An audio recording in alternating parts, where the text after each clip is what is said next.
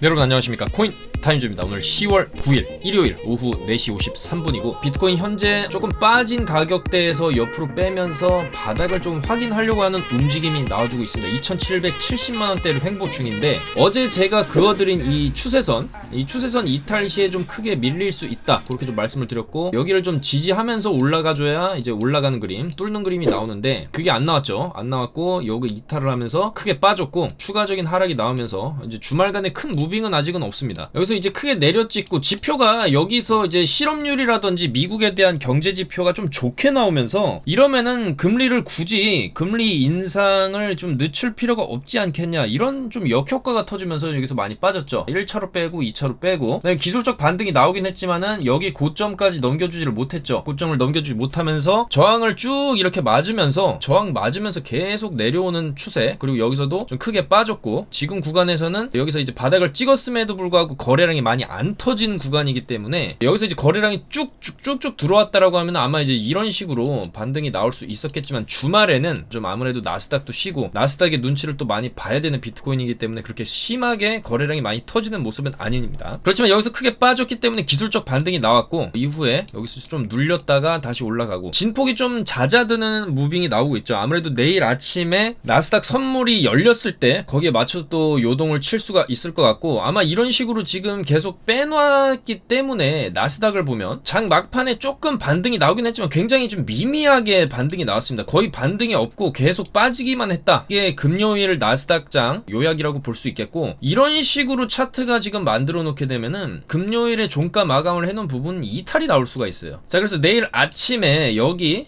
저점을 또 이탈이 나오고 이런 식으로 바닥 한번 찍어주고 올라가는 이런 형태의 그림도 나스닥이 지금 나올 수는 있기 때문에 한 번 더 바닥 찍기가 나올 수는 있겠다, 좀 그렇게 생각을 해야 되고, 물론 여기서 아래 꼬리 달렸기 때문에 1시간 봉으로 여기서 이제 사실 이 정도 내려 찍었으면 이 정도는 바로 올릴 수도 있다. 물론 그것도 맞는 얘기입니다. 그러니까 바로 올리냐, 나스닥이 바로 기술적 반등으로 월요일 아침부터 쳐 올리냐, 아니면은 한 번 더 죽이고 올라가냐, 요 관점인데 좀 뭐가 됐던지 간에 지금 너무 심하게 빼놓은 상황이고, 사실 주말 전에는 주말에 또 여러가지 불확실성이 또 있을 수 있고 러시아에서 지금 핵 얘기도 나오고 있는 상황이기 때문에 요런 이제 연휴 기간 전에는 조금 이제 금요일이라든지 이런 데는 좀 떨어지는 경우가 많습니다. 그건 한국 증시도 마찬가지고 미국 증시도 마찬가지죠. 그래서 이 구간에서도 나스닥이 직전에 크게 하락을 한 이후에 어느 정도 좀 반등을 줬던 구간이 있죠. 이 구간에서 결국 조금씩 저점을 높여가는 흐름, 이런 흐름이 나오면서 여기서 고점 한번 찍어주고 거의 다 반납을 했다가 또 올려주고, 그런 조금 변동이 심한 움직임 이후에 위로 터지는 그림이 나왔기 때문에, 자, 나스닥이 이번 주 흐름도 이 정도 바닥 찍었으면 저점을 좀 높여놓는 흐름이 나올 수가 있겠죠. 여기서 이제 이런 식으로 저점 높여놓고 또 올라가고 내리고 그 다음에 고점 돌파하는 그런 흐름이 나오면서 어느 정도 좀 연말 랠리가 나올 수도 있는 그런 상황인데,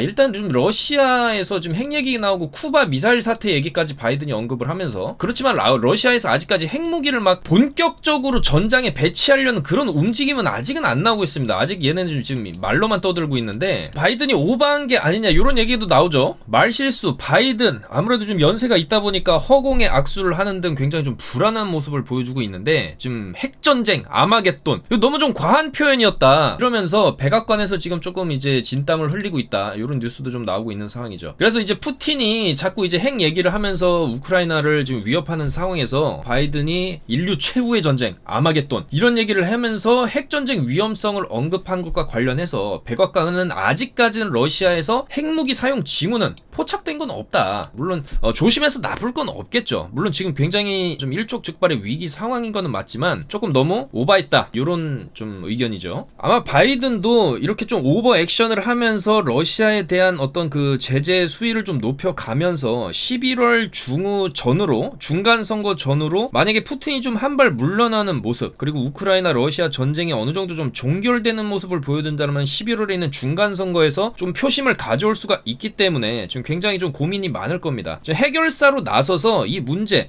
러시아 우크라이나 전쟁 사태를 좀 해결을 하는 모습을 보여준다라고 하면은 중간 선거에서 민주당이 좀 유리한 고지를 점령을 할 수도 있겠죠. 그렇지만 조금 쉽지 않으니까 이렇게 조금 오바를 하는 게 아니냐, 그렇게 좀 해석도 할 수 있는데, 일단 나스닥도 이 직전 전저점이죠. 이 1839포인트 여기만 좀 안 뚫린다라면, 뚫린다라고 해도 뚫자마자 바로 여기도 보시면은 여기서 뚫리긴 했습니다. 여기도 저점이 뚫리긴 했지만 바로 크게 올리죠. 그리고 이런 패턴이 이번에도 또 나올 수도 있습니다. 저점 깼다가 또 바로 또 크게 올리는, 그리고 여기 채널 안으로 다시 들어오는 좀 이런 무빙도 나올 수는 있는데, 과연 이 나스닥이 좀 언제 좀 제대로 반등을 쳐줄 것이냐, 그게 좀 상당히 중요한 문제입니다. 그렇지만 최근에 나스닥이 이런 패턴들, 직전에 이제 이런 패턴들을 봤을 때 이번에도 올렸다가 다 빼고 다시 올리고 이런 식으로 하다가 고점 돌파 나오는 좀 이런 무빙이 나오지 않을까, 그렇게 예상을 하는 것이고, 그랬을 때 비트코인도 충분히 반등이 나올 수가 있겠죠. 그래서 지금 비트코인은 일단은 상당히 크게 눌러놓은 자리이기 때문에 충분히 반등이 터질 수 있는 그런 가능성도 있는 자리고, 일단 이 채널의 하단부를 연결한, 꼬리 끝까지 연결했던 부분을 이은 이 채널의 하단까지 밀릴 경우에는 여기까지도 한번 찍고, 나스닥이 추가적으로는 밀리게 된다면 비트도 여기서 밀리게 되면 19200 19,200달러 정도를 찍고, 이 채널에서 반등이 그래도 조금 크게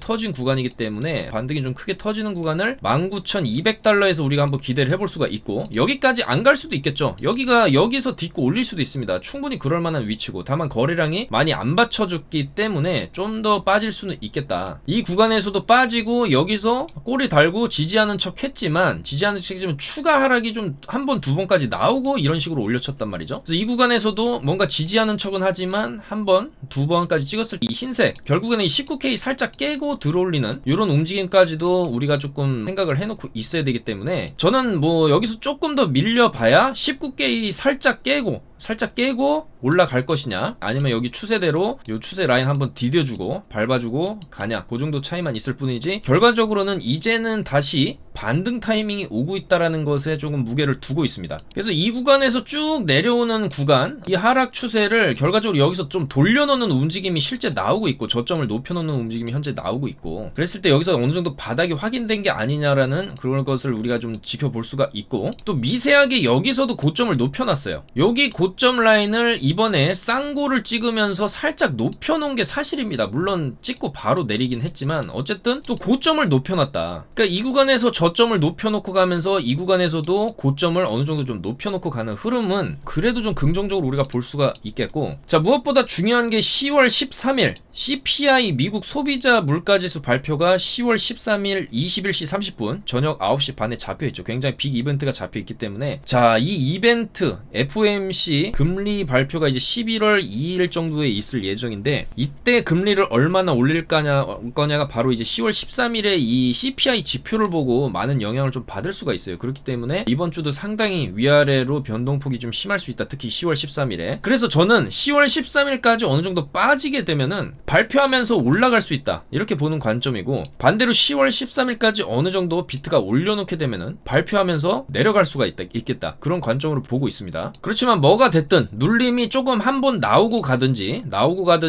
그냥 가든지 간에 결국에는 이제는 우상향으로 좀 갈 수밖에 없는 분위기가 좀 만들어지고 있는 게 아닌가, 그렇게 생각이 됩니다. 그리고 이번 하락에 대한 거는 제가 금요일 오후 영상에서도 다 말씀을 드렸었죠. 야, 요렇게 내릴 것이다, 나스닥. 반등 주고 조정 나오다가 이런 식으로 좀 더 내려야 된다라고 말씀드렸습니다. 나스닥이 요때 말씀드렸는데 요렇게 내렸죠. 그림 그려드린 대로 똑같이 내렸습니다. 그리고 오늘 오전에도, 그리고 어제도 시장 브리핑을 드리면서, 어제 같은 경우에도 이 구간에서 롱 들여가지고 반등이 상당히 잘 나왔고, 이런 저항 구간에서 계속적으로 이제 숏 관점이다 계속적으로 말씀을 드렸고, 오늘도 여기까지 빠지면, 일단 여기서 숏이고 여기까지 빠지면은 여기서 롱 잡아야 된다, 19300의 롱 관점, 요런 식으로 갈 거다라고 말씀을 다 드려놨어요. 그래서 어느 정도 좀 빠지는 구간에서 숏 진입을 요런 식으로 들어갔죠. 여기 보시면 1시 9분에 숏 들어가서, 자, 요런 식으로 바로바로 수익이 터졌죠. 요런 식으로 바로바로 수익이 터졌습니다. 쭉 내려오면서 여기서 잡아드렸고, 숏 진입 쭉 빠졌죠. 자, 그래서 요런 식으로 좀 수익을 받고, 오늘 오전에 설명드린 대로 19300 근처 여기까지 왔을 때 그럼 차트가 이렇게 어떻게 됐냐, 그 이후에 그림 그려드린 대로 정확하게 여기서 숏 잡아서 이렇게 쭉 빠지고, 여기서 롱을 잡았죠. 여기서 롱을 다시 잡았고, 여기가 정확히 19300 근처까지 와서 반등이 지금 나왔죠. 이런 식으로 반등이 나왔고,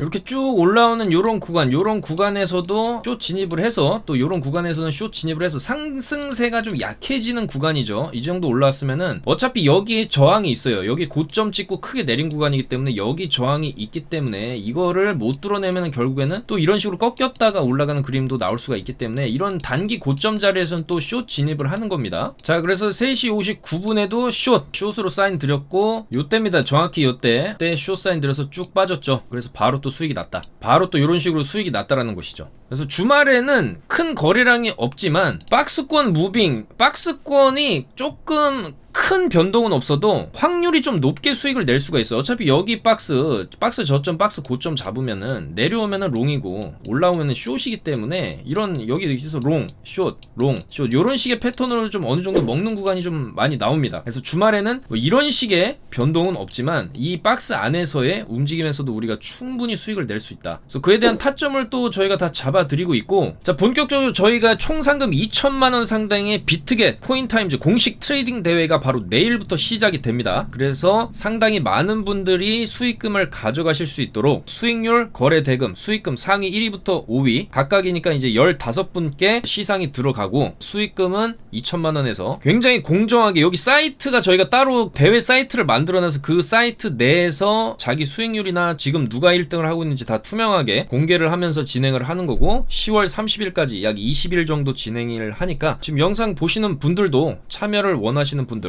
저희 영상 하단에 있는 카톡방 쪽으로 들어오시면은 저희가 100% 무료로 타점까지 다 잡아드리면서 정보 잡아드리면서 이렇게 수익률 대회까지 들어가서 수익도 내고 상금도 받아가실 수가 있겠다. 그렇게 좀 말씀을 드리겠습니다. 자, 그리고 알트코인 상황을 좀 살펴보면 일단은 아이오타 같은 게 또 고개를 들고 있습니다. 아이오타도 제가 최근에 이 정도로 많이 눌렸으면, 그러니까 이제 법칙이 있죠. 거래량 터지면서 위로 올려놨는데 이 정도로 많이 빠졌다. 그러면은 단기 기술적 반등이 이런 식으로 나올 수가 있다라고 좀 말씀을 드렸고 지금 살짝 고개를 좀 드는 모습입니다. 그래서 아이오타 같은 경우에도 좀 이상하게 여기서 거래가 많이 터진 거기 때문에 이것도 일종의 매집봉의 한 형태로 우리가 조금 해석을 할 수가 있고 이 이후에 여기 구간을 먹어주게 되면 450원까지 계속적으로 좀 먹어주는 움직임 나오면은 이걸 돌파하면서 한 단계 더 점프가 나올 수가 있는 그런 차트를 지금 만들어주고 있습니다. 그래서 여기서 충분히 좀 기술적 반등으로 한 425 정도까지는 쳐주는 움직임, 그 이후에 조금 좀 크게 올라갈 수도 있지 않겠냐, 그렇게 좀 생각이 되는 거죠. 거래량이 좀 심상치가 않기 때문에. 그리고 폴리메스도 제가 요 며칠 전부터 계속 좀 말씀을 드렸고 맥점 자리 여기만 깨지 않으면은 충분히 여기 돌파가 나올 수 있다. 근데 지금 돌파하려고 계속 두드리고 있죠. 이러면은 이제 돌파 나올 확률이 좀 높아지는 거다. 그렇게 좀 해석을 할 수가 있는 거고, 어제 영상에서 말씀드린 메탈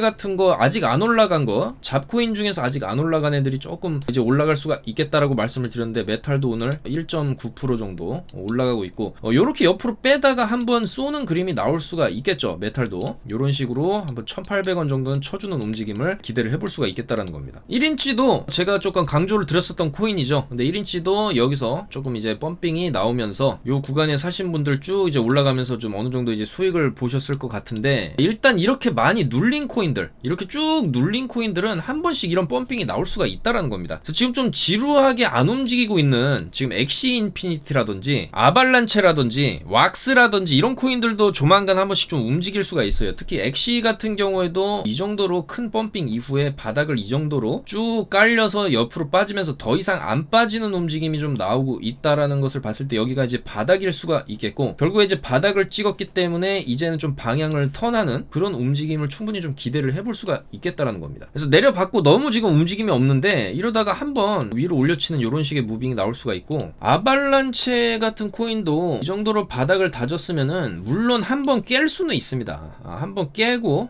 올릴 수는 있어도 이게 마지막 하방 휩쓸 수도 있고, 이거를 기점으로 좀 이런 식으로 올려치는 움직임도 충분히 나올 수가 있거든요. 그리고 솔라나를 보시면 여러분들 솔라나의 주봉입니다.